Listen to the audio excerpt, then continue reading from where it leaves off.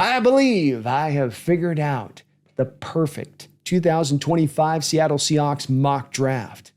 But how, you say? There's no possible way to satisfy the many different camps that exist in the Seahawks fandom. You got your value-based folks, those that say you got to pick every time at every single selection that guy that is the top guy on your board, regardless of positional depth, regardless of positional need. They say any deviation is just a pathway to failure. And then you got your folks that are a little bit more fear-based in their drafting model of things. When they come around to their picks, they want to pick a little bit more for need. They want to fill those holes. They don't want to come out of the draft a little bit too light and too lean at too many different positions, which is understandable. And then you got your folks that just play favorites. Those that will just tell you they got a feeling about a guy. Those with those strong gut instincts that'll say, I think he's going to be a star. You just got to take him when you come up to pick. There's no two ways about it. How am I going to satisfy all the camps? How am I going to satiate everybody? Well, allow me to retort. Well, I actually believe the answer is going to lie in a very simple position. That being where value meets need. The greatest place in the draft, where X marks the spot, an eclipse when you're able to pull it off, if it were. And it's hard to do. It's easier said than done. It's what everybody would love to attain to try to get to. But with the Seattle Seahawks having 5 selections in the top 100, a boatload of picks here that they can play with, which puts them up into the pole position to be able to pull off what is usually for most teams unattainable. All right, let's light this candle, shall we? Now, 2 things before we begin. First, I'm not going to trade up into this draft. John Schneider has never in his life traded up in a first round, and I don't think he's going to get started here in a draft where there's so few blue chip players, being that guys that aren't just first rounders, but guys that have like all pro kind of potential to them. So that means that if you are going to trade up and grab one of these guys in this particular draft, you're going to pay high prices to do so, and that's just not in John's bag. What I think he's a lot more likely to do is to try to trade back in this first round, given that that does fit in alignment much more with his given history and also with this given draft, being that while there's not as many blue chip players at the top of this draft or sparkling first rounders across the board, there's a lot of good high quality players that there's a lot deeper of through this draft, meaning that pretty early on into that first round, all the way into the depths of the late third round, you can find some above average starters in this league, even some guys with some upside above that, and that there's a load of those to be found in that spot, which makes this draft a little bit more unusual from other drafts. This is why when people say this is a weak draft, it's kind of like you got to say, well, what do you specifically mean by that in relation to the quarterback, in relation to the top end talent? Because there is a spot of this draft where there's a lot of meat on that particular bone. So let's kick this off. We're going to try to be moving back with this first pick if the right trade does present itself. And I think it's going to present itself right here in this standpoint of things. We're sitting here at 18. The team would look like a Shamar Stewart type and want to go up and target that kind of player, or a Colston Loveland, any number of these other guys in this spot. And now these are good players. Loveland's a guy that's been connected to Seahawks a lot as a tight end, but I think you can get your tight end a little bit more later. I love Nick Emawari's talent. There's not a more talented safety in this class, and maybe there's not been a more talented safety here that's come out in recent years, going back to maybe Hamilton when he came out to the Ravens. But I also think that a lot of these players have a lot of similarity in their talent where they lie in this draft and what they're going to bring to the table as far as true upside goes. Or in Emawari's case, maybe they give you more upside than the equivalency of the rest of the players, but that he's got a long way to go to get there. A guy like Tyler Booker, he's going to be a really good left guard in this sport. Probably he's going to go in the first round. But he's not exactly a scheme fit to what Seattle's going to want to do with the mobility aspect and what that's going to require from the position. Just not what he does. He's going to be more of a gap guy, more of a mano-a-mano kind of blocker in the way that he's going to work his best. So we're going to try to move back, and let's go ahead and move back with the Baltimore Ravens. So we go back 9 picks, 18 to 27. We'll get back their 3rd round pick in the return. I think that this is pretty realistic on this standpoint of things. There's always going to be those people that get mad, but remember with this is a late 3rd round pick, not an early one. So almost a quasi 4th round pick you're getting here, but a chance to get that extra bite on that day 2 apple. So we trade back. We're going to move back to 27th here where we stand. Loveland still on the board. That'd be proving pretty tantalizing from the Seahawks perspective if they were sitting here. Great value to be had there. Zabel, another guy here that would stand out as a lot of Seahawks fans would want you to leap here. I don't think Zabel's talent is all that much different from the guys that we're going to have available to us in the 2nd round. So I can't quite go there with it either. Nick Scorton, power edge, not a lot of production, a lot of potential potentially there, but do you want to risk the potential there versus some other guys that might give you true actual floor and what you get along with the upside? And that's what I come to as the guy that gives me the floor and gives me the upside here. Jackson Dart will long be off the board at this point. He's probably going to the New Orleans Saints at this point when it all gets played out. Luther Burden's a slot receiver. We're not going running back. Tyleik Williams is a 3-tech, not a nose tackle. Jalen Milroe at quarterback. I don't think Seattle's looking at there. Ezraku is a guy who could make some sense. Seattle has met with him, but I think the guy that they land on is going to be Kenneth Grant here, where the value is just too true and too right. He's a guy who's drawn comparisons to Haloti Ngata, the longtime great defensive tackle for the Baltimore Ravens, who also, by the way, with that comp, happened to play within a defense back with the Baltimore Ravens there. That's the same style of defense we're currently playing. And oh, by the way, Kenneth Grant has been playing in the exact same defense out there with the Michigan Wolverines. So he's going to know from day one what his responsibilities are in this defense, how he's got to play the gap integrity and all that stuff across the board, which just means from day one, you're going to let him hit the ground running that much faster. So we're going to go with Kenneth Grant here with the first pick. We come back with 2 second-round picks here, and we're going to just pick straight up here, no trading back. You've got Jalen Noel, really dynamic receiver. Hawks have met with him, but this is the guy I think is going to do most of his damage from the inside in the slot. Jonah Savainia is a good player. Doesn't have, I think, quite the finish and nastiness they're going to be looking for here from the position. I do think you're going to have to go interior offensive line here. This is the key part of this because John Schneider has kind of painted himself in the corner with this given draft, being that you didn't deal with the interior of the offensive line in free agency. You didn't go out there and make a trade to go add a true blue starter here that could just step in and be solid even. Just, okay, at least league average. We got you good to go there. Instead, you don't have a starting left guard. You don't have a backup left guard. You don't really know what you have at right guard for sure here. You've got Abraham Lucas going into the final year of his contract, and you have a little bit of steadiness behind him as far as depth goes there at right tackle. But there's certainly room across the board to reinforce these ranks. And this is the place where I think you have to do it. Because while there is that glut that lasts into the depths of the third round, if you want to address really good starters in the interior of your offensive line, they're going to go off the board very fast here into the second, early part of the third round. So you got to get while the getting's good, which means on these next 2 particular picks, unfortunately, you're going to have to be crawling a little bit closer to reaching for need than you are going towards the value-based chart. Still very good value here for me as far as these players you're going to pick, but you're just not going to purified value as far as the pick goes. We get back to that overlapping that we're hoping to accomplish in this particular draft. So the first guy we're going to go with here is going to be Tate Ratledge. Seahawks have met with him. He's big. He's nasty. He's much more the finisher that Savainia is not. He's every bit more athletic than Jonah Savainia is. There's a little bit of question with his injury concerns as far as that goes, but that's the only question with Tate Ratledge. You hope in picking him here that you can insert him day one as your left guard potentially, but if he falls back or falls out on playing right guard, at least there, you've got much more of an improvement from the position than what you have currently in-house. This guy is a better prospect, a better player than Haynes. You hope Haynes can come forward, take that right guard starting job, let this guy kick over to left guard, which he has the athletic ability. He should be able to do that. But if not, here's your fallback plan, and this is one that would absolutely work.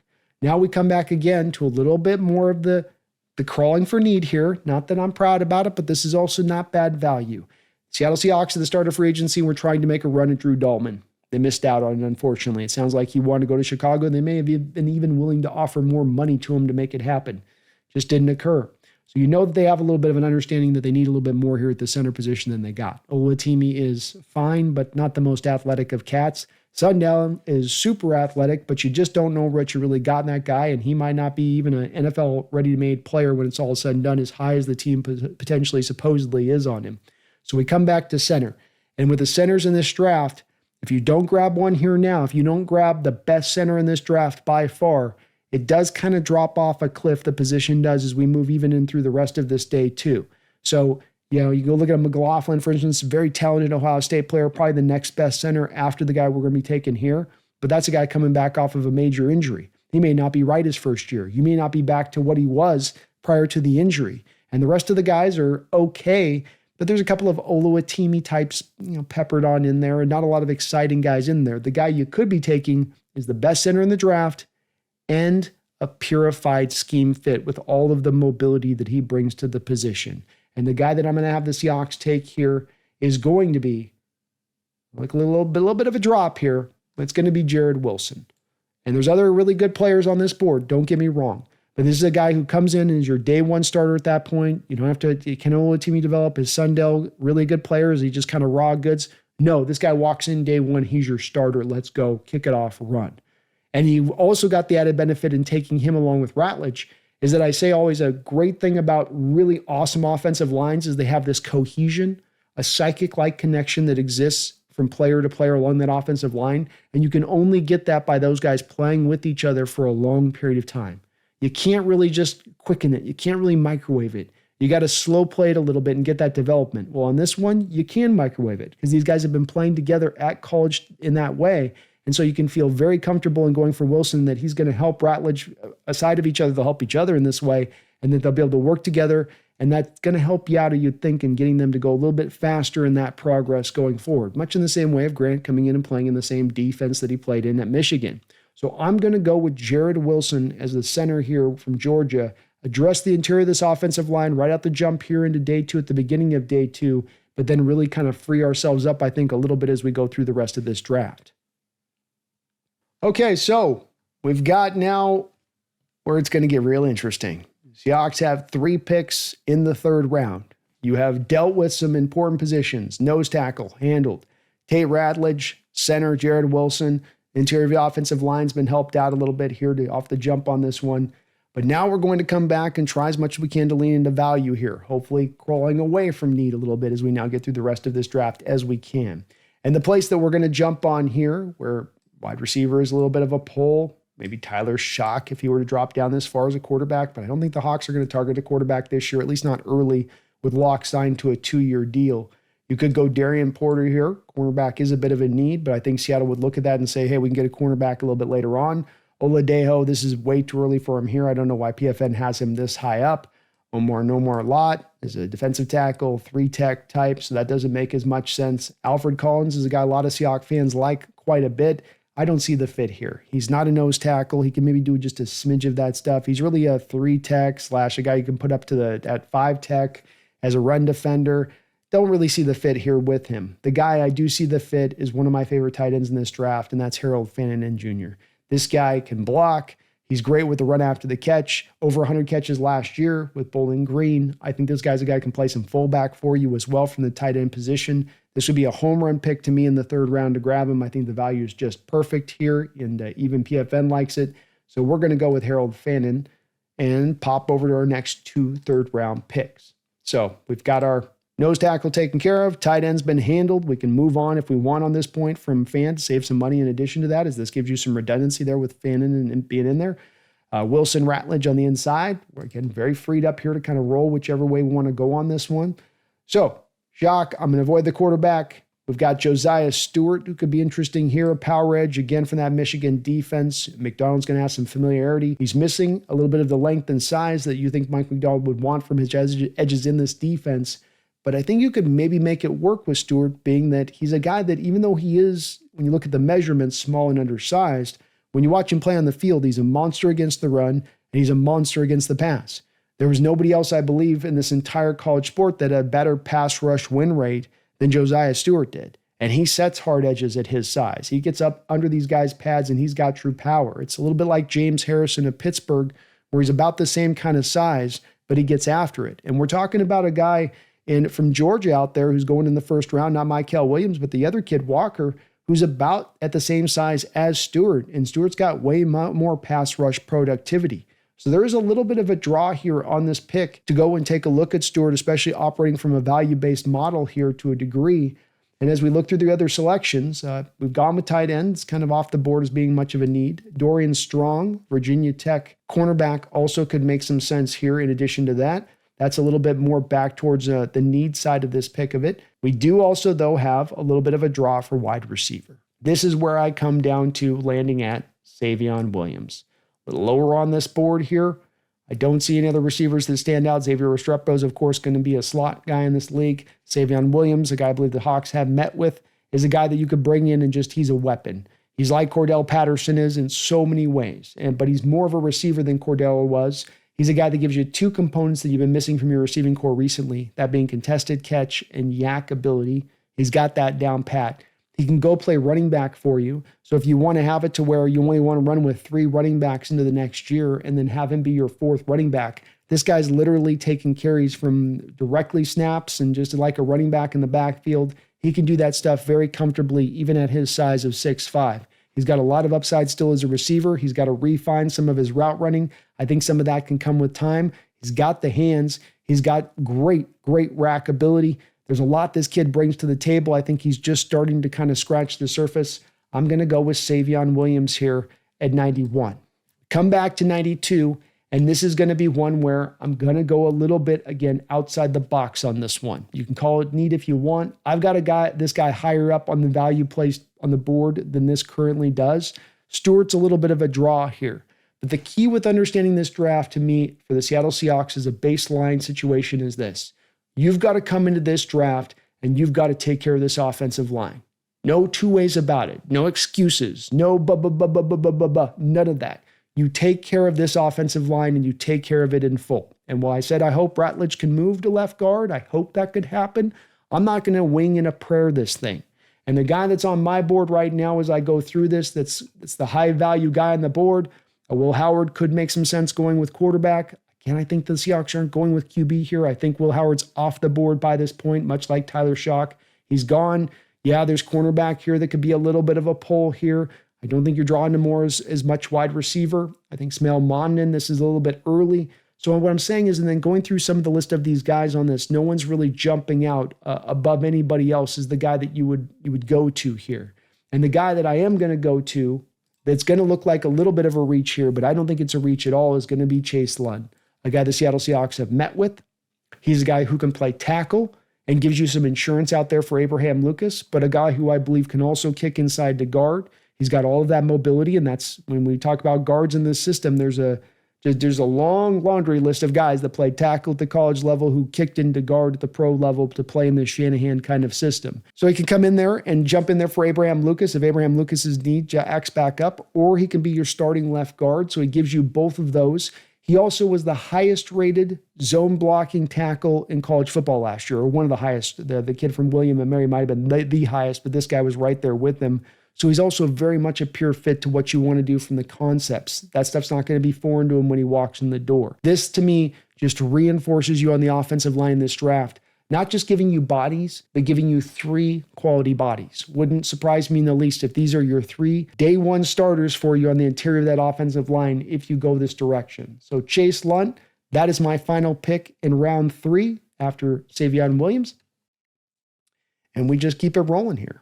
Okay, so now we are into the 4th round here, and we're looking pretty. We've really dealt with our trenches and handled those well. We've got a couple of skill position players in Fannin and Savion Williams that's going to really help out those ranks, I think, and at least give you some guys that can be weapons in this offense and maybe even outright replacement in Harold's case when it comes to Noah Fant. Now we come back and we're going to try to stay again into value as much as we can. I do not like Deion Walker at all, and I think he's more of a 3-tech than any kind of nose tackle at the next level if he is going to find success.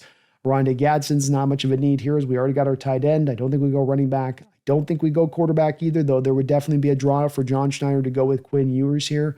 I'm going to go another place because I'm looking for the perfect draft, not the good draft. I'm looking for the perfect draft. And what I said coming into this draft was what? Seattle Seahawks needed not 1, but 2 nose tackles. You can't count on Cameron Young. You just don't know what you got in him. You had nothing else behind him. So yeah, you went out there and you got Kenneth Grant as your starter here, but I'm trying to free Byron Murphy all the way up. I'm not trying to partially free Byron Murphy up. I'm not trying to free Byron Murphy up where he's still got one chain on one arm that's kind of restricting him a bit. I want to put him in a 3-tech. I want to move him around that defensive line. I do not want to restrict him to nose tackle. And the second best nose tackle in this draft, a guy that's not that far away from Kenneth Grant as far as upside goes, and this kid's got a ton of upside to me and what he brings, a young pup, only about 21 years old out there at Maryland, but the number 2 nose tackle in this draft is going to be Jordan Phillips out of Maryland. So you get your starter, you get your backup, you fully free up Byron Murphy, and now in my opinion, by going and grabbing Jordan Phillips here, you've created what is possibly the strongest defensive line in pro football. Not only strength at the front, but strength to the depth. And what did the 2013 Seahawks defense have? Yeah, it had star power. It had names you know. but it had one of the strongest, deepest defensive lines you will ever see, front to back. And that's what you're kind of recreating here by going after Phillips with that pick. Now we come back along still with plenty of selections left in this draft. We're 2 picks here in the 5th round where we can go any direction we want to go. Got a couple quarterbacks. Riley Mills is a 3-tech there out of Notre Dame. Don't think that makes as much sense. Jared Ivey could make some sense here where you look at the power edge. That could come into play here. This is a little bit more where you might be reaching just a tiny bit more for need than you would otherwise because of the fact that you are getting later into the draft. And John Schneider has often indicated that he's a little bit more willing into the later reaches of the draft to go a little bit more for need at that time when he is. So we are going to look at it from a little bit of that standpoint, but you can see there's a few names here. I really like Bossa, and I think that's where we're going to be kind of leaning a little bit if we can't find necessarily the corner that makes a lot of sense. Safety is also a little bit of a need here as far as that looks, but you don't have a lot of great names there as far as safety goes. With corner, we got Jabbar Muhammad here in the 5th round who could make some sense. It does get a little bit lean. I do have Mello Dotson actually ahead of Jabbar Muhammad on my list of things. So let's do this though. I think the value pick here is going to be more to, I don't like Higgins. He ran a 4.8 at this point. I just don't think that translates. Bossa is a guy that's a little bit more raw and rough around the edges and a lot more of his game that has to come along before he's going to be ready to start. But the good news is you got your 2 starters. You can afford to do that. And the kid should be a true demon for you on special teams. So I'm going to go with Bossa here. Going to come back around. And now we've got to kind of, in my opinion, address cornerback room. And the 2 guys that stand out here are Muhammad, who's played a lot of college football, a very good player. And then there's Mello Dotson, who really came on last year, really gives you, I think, some true upside for his position. I think Jabbar is kind of a finished product in so many ways. I think with Dotson, there's still some more increased upside to what he brings. These are not necessarily immediate needs for starters. These are guys you are, I think, hoping a little bit more for the upside on. So I'm going to go more to Dotson on this one. When I look at the value on the board here, Roberts, 3-tech in there, you don't need another defense tackle at this point. You're fine on the center position. Ivy's kind of the one guy that could make some sense here as far as some of the other picks and selections go. But I'm going to go with Dotson as the selection because I like where he's at as far as a corner and where he's headed. So we get into round 6.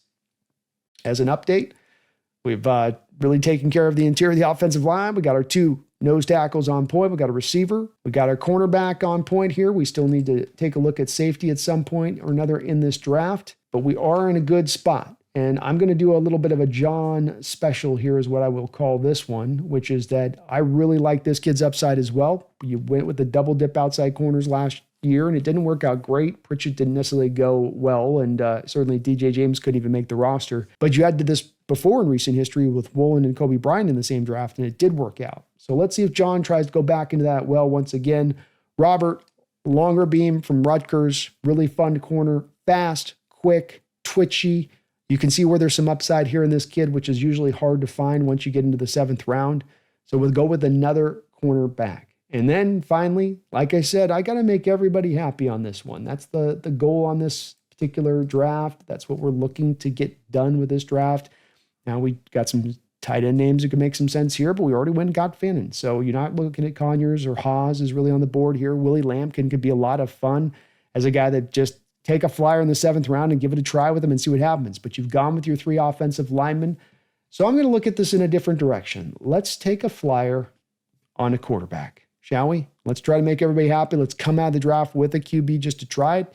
Worst case scenario, you can stick this guy on your practice squad and see if he wants to roll there for a full year and see what happens after this season, if he can develop. And the guy that I would do that with is a guy with a lot of good natural talent. Had it pretty good last year. That's going to be Brady Cook. Brady Cook, the final pick of this draft for your Seahawks. Kind of a freebie to get a flyer look at him as you can bring him into camp. But this is it. Here is my draft, and I think it's a pretty good one. Kenneth Grant, your nose tackle starter day 1, an immediate starter. This would be the best nose tackle that you've had here since Brandon Mabane. To put this in perspective, I want to give you guys some historical reference on some of these guys. Tate Ratledge is literally, and you can look this up, folks, he would literally be walking in the most talented right guard that you have ever had here in Seattle. Some of that speaks to how weak the right guard position has been at times. And we've had some okay guys. Like J.R. Sweezy was moderately above average at times, but I don't think that he's got the same kind of talent or upside that this guy you have here in Tate Ratledge.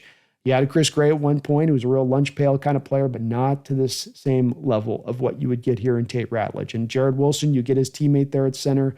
Likewise, I think you could make a very strong argument, especially for his purified fit into the scheme with his physical abilities and the movement that he gives you from the center position, which is very unique. Maybe one of the most talented centers that you've ever taken as well at that point where you're picking him in this particular draft. Harold Fananen is just a freak. 100 catches, can play fullback, can play H-back, probably can handle even some inline duties. He is very, very young. A lot of these players in this draft that I took were very young players, and just all the more reason to believe that they've got that much more upside to them.